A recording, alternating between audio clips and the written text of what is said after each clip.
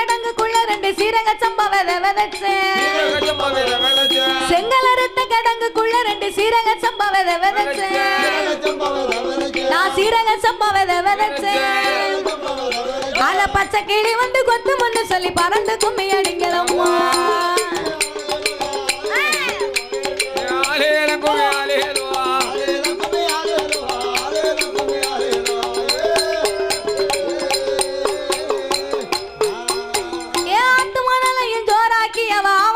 கறி சமைத்து